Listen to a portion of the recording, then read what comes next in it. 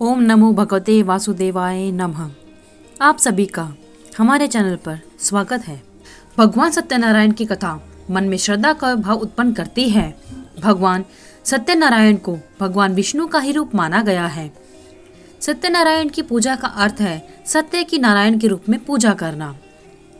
महीने की एकादशी, बृहस्पतिवार और हर महीने की पूर्णिमा तिथि को विष्णु जी का पूजन करने का विशेष फल प्राप्त होता है। इसलिए इन विशेष दिनों में सत्यनारायण की कथा पढ़ने और सुनना शुभ माना जाता है।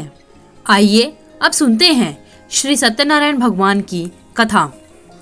शास्त्रों में बताया गया है कि सत्यनारायण व्रत कथा का पाठ करने से व्यक्ति को 1000 यज्ञ करने के बराबर पुण्य फल की प्राप्ति होती है। सत्यनारायण भगवान व्रत कथा में भगवान विष्णु के सत्य स्वरूप के बारे में बताया गया है। इस व्रत का पाठ करने से घर में सुख समृद्धि का वास होता है और भगवान विष्णु की कृपा बनी रहती है। एक समय की बात है, नैशिरण्य तीर्थ में शौनिकादि 88,000 ऋषियों ने श्री सूत जी से पूछा, हे प्रभु, इस कलयुग में वेद विद्या रहित मनुष्यों को प्रभु भक्ति किस प्रकार मिल सकती है तथा उनका उद्धार कैसे होगा। हे मुनिश्रेष्ठ, कोई ऐसा तप बताइए जिससे थोड़े समय में ही पुण्य मिले और मन वांछित फल भी मिल जाए। इस प्रकार की कथा सुनने की हम इच्छा रखते हैं। सर्वशास्त्रों के ज्ञाता सूत जी बोले, हे वैष्णवों में पूज्य, आप सभी ने प्राणियों के हित की बात पूछी है, इसलिए मैं एक ऐसे श्रेष्ठ व्रत को आप लोगों को बताऊंगा। एक समय की बात है, योगीराज नारद जी दूसरों के हित की इच्छा लिए अनेकों लोकों में घूमते हुए मृत्यु लोक में आ पहुँचे। यहाँ उन्होंने अनेक योनियों में जन्मे प्राय सभी मनुष्यों को अपने कर्मों द्वारा अनेकों दुखों से पीड़ित देखा। उनका दुख देखकर नारद जी सोचने लगे कि कैसा यत्न किया जाए जिसके करने से निश्चित रूप से मानव के दुखों का अंत हो जाए। इसी पर विचार करते हुए वह विष्णु लोक में गए। वहाँ वह देवों के ईश नारायण की स्तुति करने लगे, जिनके हाथ में शंख, चक्र, गदा और पद्य थे, गले में वरमाला पहने हुए थे। स्तुति करते हुए नारद जी बोले, हे भगवान, आप अत्यंत शक्ति से संपन्न हैं। मन तथा वाणी भी आपको नहीं पा सकती। आपका आदि, मध्य तथा अंत नहीं है। निर्गुण स्वरूप सृष्टि के कारण भक्तों के दुख को दूर करने वाले हैं।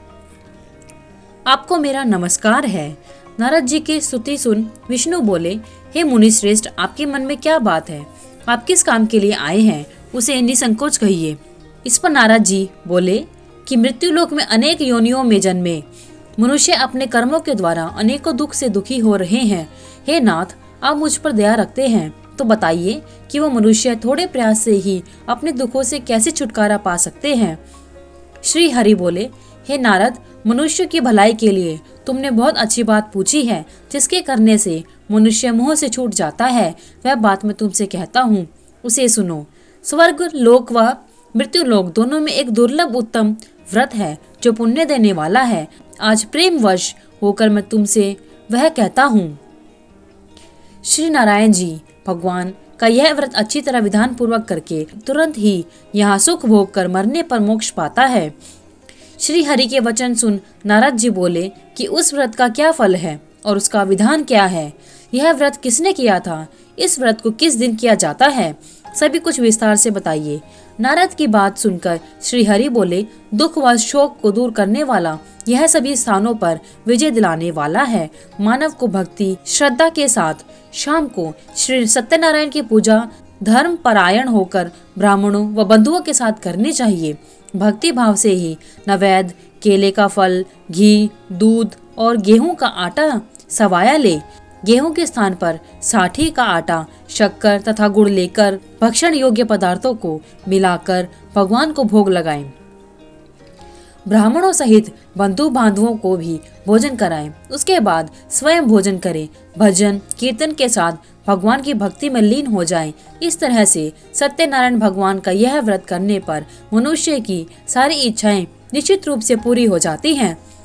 इस काल अर्थात कलयुग में मृत्यु लोक में मोक्ष का यही एक सरल उपाय बताया गया है। श्री सत्यनारायण व्रत कथा का पहला अध्याय संपूर्ण होता है। बोलिए श्री सत्यनारायण भगवान की जय। आइए अब सुनते हैं सत्यनारायण भगवान की व्रत कथा का दूसरा अध्याय। सूत जी बोले, हे ऋषियों, जिसने पहले समय में इस व्रत को किया था उसका इतिहास कहता हूँ, ध्यान से सुनो। सुंदर काशीपुरी नगरी में एक अत्यंत निर्धन ब्राह्मण रहता था। भूख प्यास से परेशान वह धरती पर घूमता रहता था। ब्राह्मणों से प्रेम करने वाले भगवान ने एक दिन ब्राह्मण का वेश धारण कर उसके पास जाकर पूछा, हे ब्राह्मण, नित्य दुखी होकर तुम पृथ्वी पर क्यों घूमते हो? दीन ब्राह्मण बोला, मैं निर्धन ब्राह्मण हूँ, भिक्षा के लिए धरती पर घूमता हूँ।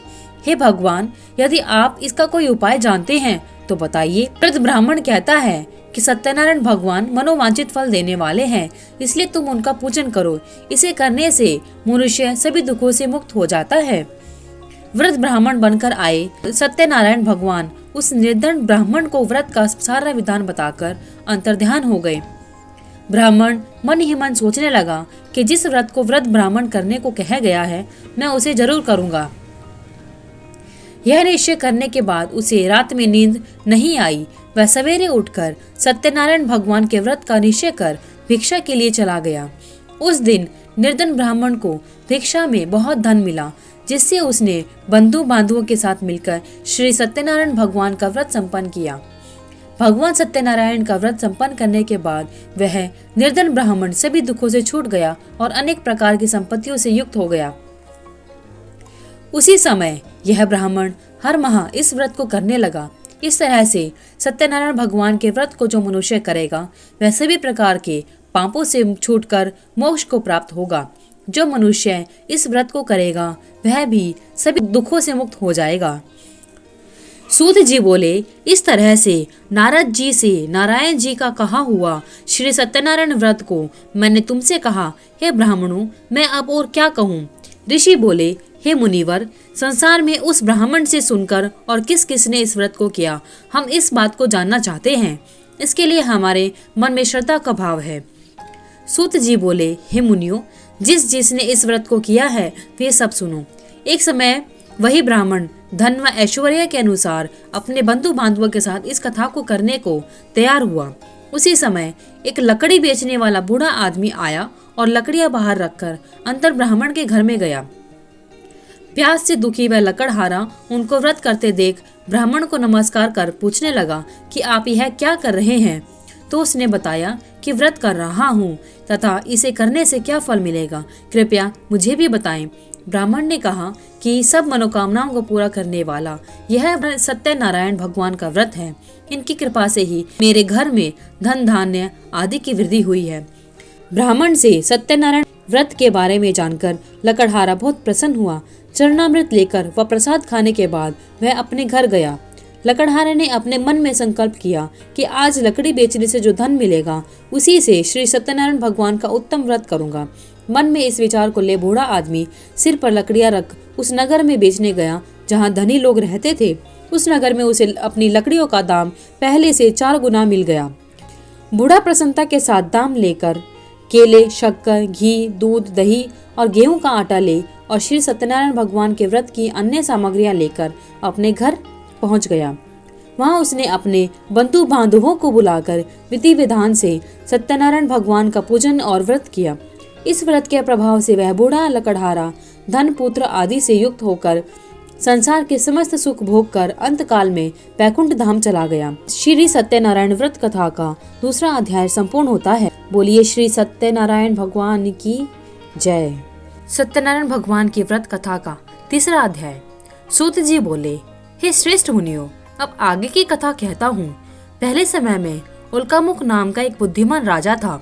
वह सत्यवक्ता और जितेंद्रिय था। प्रतिदिन देव स्थानों पर जाता और निर्धनों को धन देकर उनके कष्ट दूर किया करता था। उसकी पत्नी कमल के समान मुख वाली तथा सती साध्वी थी। भद्रशिला नदी के तट पर उन दोनों ने श्री सत्यनारायण भगवान का व्रत किया। उसी समय साधु नाम का एक वैश्य आया। उसके पास व्यापार करने के लिए बहुत सा धन भी था। राजा को व्रत करते देखकर वह विनय के साथ पूछने लगा, हे राजन, भक्ति भाव से पूर्ण होकर आप यह क्या कर रहे हैं? मैं सुनने की इच्छा रखता हूँ, तो आप मुझे बताइए। राजा बोला, हे साधु, अपने बंधु बांधवों के साथ पुत्रादि के प्राप्ति के लिए एक महाशक्तिमान श्री सत्यनारायण भगवान का व्रत व पूजन कर रहा हूँ। राजा के वचन सुन साधु आदर से बोला, हे राजन, मुझे इस व्रत का सारा विधान कहिए। आपके कथानुसार मैं भी इस व्रत को करूंगा। मेरी भी संतान नहीं है और इस व्रत को करने से निश्चित रूप से मुझे भी संतान की प्राप्ति होगी। राजा ने व्रत का सारा विधान सुनाया। व्यापार से निवृत्त हो वह अपने घर गया। साधु वैश्य ने अपने पत्नी को संतान देने वाले इस व्रत का वर्णन कह सुनाया और कहा कि जब मेरी संतान होगी तब इस व्रत को जरूर करूंगा। साधु ने इस तरह के वचन अपनी पत्नी लीलावती से कहे। लीलावती सत्यनारायण भगवान की कृपा से गर्भवती हो गई। 10वें महीने में उसके गर्भ से एक सुंदर कन्या ने जन्म लिया। दिनों दिन वह ऐसे बढ़ने लगी जैसे कि शुक्ल पक्ष का चंद्रमा बढ़ता है। माता पिता ने अपनी कन्या का नाम कलावती रखा।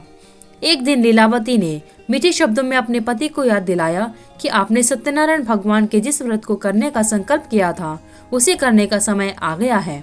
आप इस व्रत को करिए। साधु बोला कि हे प्रिय, इस व्रत को मैं उसके विवाह पर करूंगा। इस प्रकार अपनी पति को आश्वासन देकर वह नगर को चला गया। कलावती पिता के घर में रह वृद्धि को प्राप्त हो गई। साधु ने एक बार नगर में अपनी कन्या को सखियों के साथ देखा तो तुरंत ही दूत को बुलाया और कहा कि मेरी कन्या के योग्य वर्ग देखकर आओ। साधु की बात सुनकर दूत कंचन नगर में पहुंचा और वहां लड़की के सुयोग्य वाणिक पुत्र को ले आया। सुयोग्य लड़के को देख साधु ने बंधु बांधवों को बुलाकर अपनी पुत्री का विवाह करा दिया। लेकिन दुर्भाग्य की बात ये थी कि साधु अभी भी श्री सत्यनारायण भगवान का व्रत नहीं किया। इस पर श्री भगवान क्रोधित हो गए और श्राप दिया कि साधु को अत्यधिक दुख मिले। अपने कार्य में कुशल साधु बनिया जमाई को लेकर समुद्र के पास स्थित सारपुर नगर में गया। वहां जाकर दामाद ससुर दोनों ने मिलकर चंद्रकेतु राजा के नगर में व्यापार करने लगे। एक दिन भगवान सत्यनारायण की माया से एक चोर राजा का धन चुराकर भाग रहा था। उसने राजा के सिपाहियों को अपना पीछा करते देखकर चुराया हुआ धन वहीं रख दिया जहां साधु अपने जमाई के साथ ठहरा हुआ था। राजा के सिपाहियों ने साधु वैश्य के पास राजा का धन पड़ा देखा तो वह ससुर जमाई दोनों को बांधकर प्रसन्नता से राजा के पास लेकर गए और कहा, उन दोनों चोरों को हम पकड़ लाए हैं, आप आगे की कार्यवाही करें। राजा की आज्ञा से उन दोनों को कठिन कारावास में डाल दिया गया और उनका सारा धन भी उनसे छीन लिया गया। श्री सत्यनारायण भगवान के श्राप से साधु की पत्नी भी बहुत दुखी हुई। घर में जो धन रखा था उसे चोर चुरा कर ले गए। शारीरिक तथा मानसिक पीड़ा व भूख प्यास से अति दुखी हो अन्न की चिंता में कलावती ब्राह्मण के घर गई। वहां उसने श्री सत्यनारायण भगवान का व्रत होते देखा, फिर कथा भी सुनी। वह प्रसाद ग्रहण कर रात को घर वापस आई। माता ने कलावती से पूछा कि हे पुत्री, अब तक तुम कहाँ थी? तेरे मन में क्या है? कलावती ने अपनी माता से कहा, हे माता, मैंने एक ब्राह्मण के घर में श्री सत्यनारायण भगवान का व्रत देखा है। कन्या के वचन सुन लीलावती भगवान के पूजन की तैयारी करने लगी। लीलावती ने परिवार व बंधुओं सहित सत्यनारायण भगवान का पूजन किया और उनसे वर मांगा कि मेरे पति तथा जमाई शीघ्र घर आ जाएं। साथ ही यह भी प्रार्थना की कि हम सबका अपराध क्षमा करें। श्री सत्यनारायण भगवान इस व्रत से संतुष्ट हो गए और राजा चंद्रकेतु को सपने में दर्शन दे कहा कि हे राजन, तुम उन दोनों वैश्यों को छोड़ दो और तुमने उनका जो धन लिया है उसे भी वापस कर दो। अगर ऐसा नहीं किया तो मैं तुम्हारा सारा धन, राज्य व संतान सभी को नष्ट कर दूंगा। राजा को यह सब कहकर वह अंतर्ध्यान हो गए। प्रातःकाल सभा में राजा ने अपना सपना सुनाया कि उन दोनों को कैद से मुक्त करके सभा में लाओ। दोनों ने आते ही राजा को प्रणाम किया। राजा मीठी वाणी में बोला, हे महानुभावों, भाग्यवश ऐसा कठिन दुख तुम्हें प्राप्त हुआ है, लेकिन अब तुम्हें कोई और भय नहीं है। ऐसा कहकर राजा ने उन दोनों को नए वस्त्र और आभूषण पहनाए और जितना धन उनका लिया था उसे दुगना धन वापस कर दिया। दोनों वैश्य अपने घर को चले गए। श्री सत्यनारायण व्रत कथा का 3रा अध्याय संपूर्ण होता है। बोलिए श्री सत्यनारायण भगवान की जय। सत्यनारायण भगवान की व्रत कथा का 4था अध्याय। सूत जी बोले, वैश्य ने मंगलाचार कर अपनी यात्रा आरंभ की और अपने नगर की ओर चल दिए। उनके थोड़ी दूर जाने पर दंडी वेशधारी श्री सत्यनारायण ने उनसे पूछा, हे साधु, तेरे नाव में क्या है? अभिवाणी वणिक हंसता हुआ बोला, हे दंडी, आप क्यों पूछते हो? क्या धन लेने की इच्छा है? मेरी नाव में तो बेल व पत्ते भरे हुए हैं। वैश्य के कठोर वचन सुन भगवान बोले, तुम्हारा वचन सत्य हो। दंडी ऐसे वचन कहे वहां से चले गए। कुछ दूर जाकर समुद्र के किनारे बैठ गए। दंडी के जाने के बाद वह साधु वैश्य ने नित्य क्रिया के पश्चात नाव को ऊंची उठते देखकर अचंभा माना और नाव में बेल पत्ते आदि देख वह मूर्छित हो जमीन पर गिर पड़ा।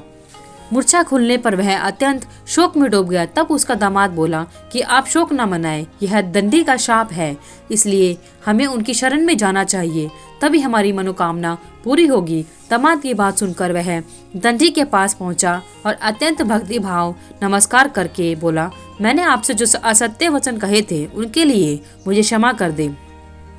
ऐसा कहकर महान शोकातुर हो रोने लगा। तब दंडी भगवान बोले, हे वणिक पुत्र, मेरी आज्ञा से बार बार तुम्हें दुख प्राप्त हुआ है, तो मेरी पूजा से विमुख हुआ। साधु बोला, हे भगवान, आपकी माया से ब्रह्मा आदि देवता भी आपके रूप को नहीं जानते, तब मैं अज्ञानी कैसे जान सकता हूँ। आप प्रसन्न होइए, अब मैं सामर्थ्य के अनुसार आपकी पूजा करूंगा। मेरी रक्षा करो और पहले के समान नौका में धन भर दो।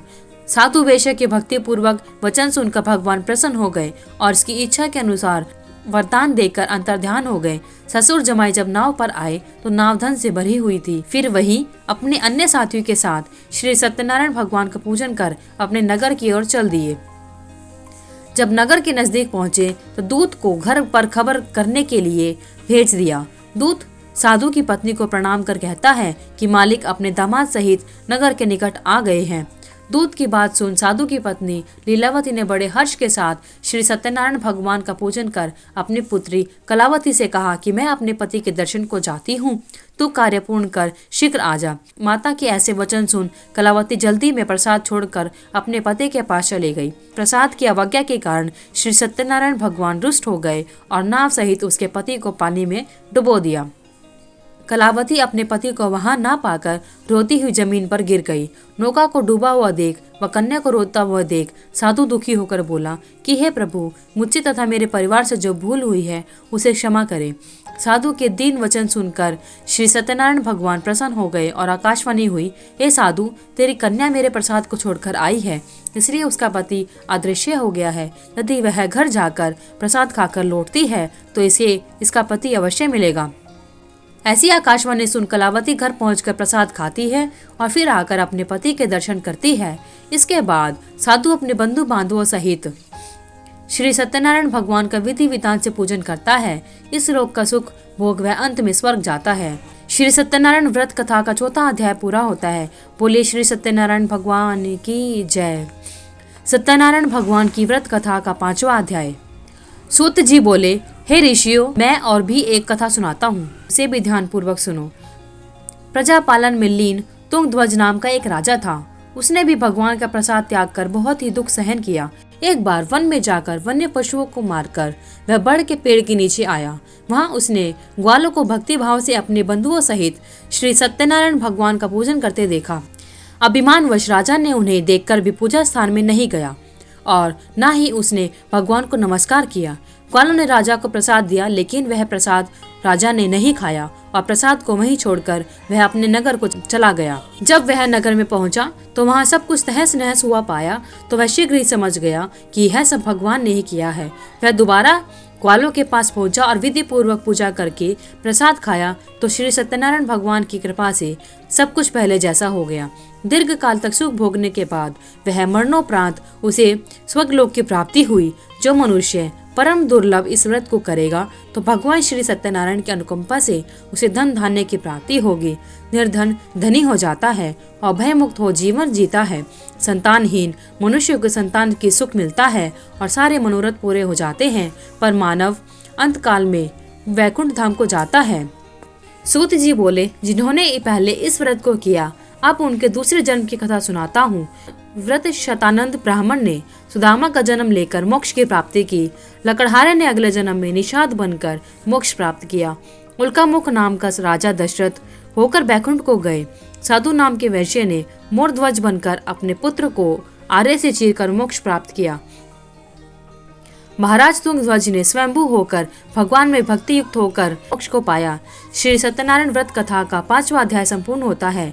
बोली श्री सत्यनारायण भगवान की जय। अगर आपको वीडियो अच्छी लगी तो वीडियो को लाइक करें, शेयर करें, चैनल को सब्सक्राइब करना ना भूलें। धन्यवाद।